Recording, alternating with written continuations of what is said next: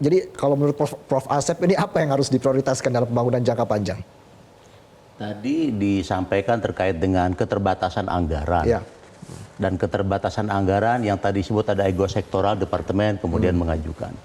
Bagi saya ingin menyoroti aspek seberapa efektif dan produktif dari penggunaan anggaran itu. Penggunaan anggaran efektif dan produktif menurut saya harus ada sinkronisasi dan sinergi antar departemen. Contoh, misalnya Kementerian Kesehatan ingin mengembangkan yang disebut dengan Cath Lab, ataupun juga sekarang dibutuhkan adalah tenaga dokter spesialis. Tapi di dalam konteks Cath Lab itu kan juga berhubungan dengan Departemen Perindustrian, Kementerian Keuangan. Ya. Pertanyaannya itu ada sinergi baik atau tidak? Sehingga tidak ada suatu saling atau tumpang tindih. Sehingga misalnya kalau impor bebas pajak, tapi kalau dia membuat katanya terbebani oleh pajak. Artinya tidak ada kekuatan ataupun juga ruang ekosistem untuk penguatan ini.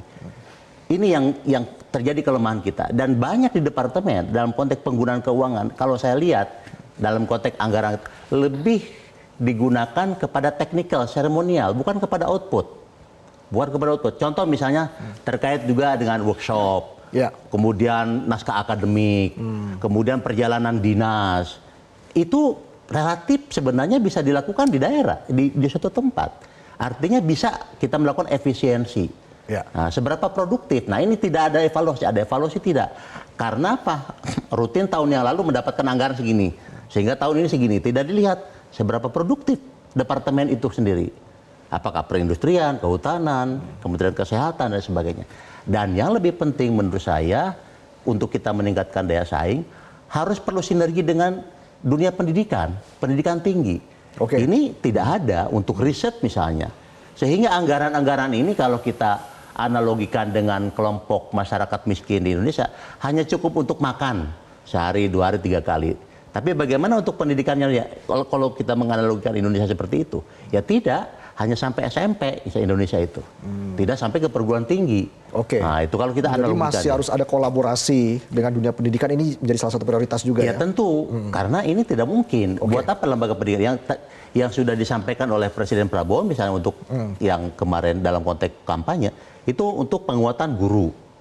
Mungkin, dan juga bagaimana kualitas riset.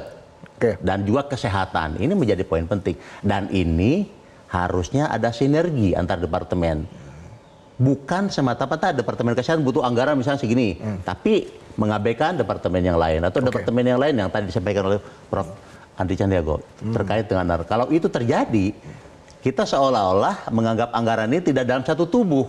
Oke. Kaki mana, tangan di mana, muka di mana, seolah terpisah, sehingga kita tidak akan bisa lari. Oke. Yang ada adalah pemborosan. Ya. Jelajahi cara baru mendapatkan informasi. Download Metro TV Extend sekarang.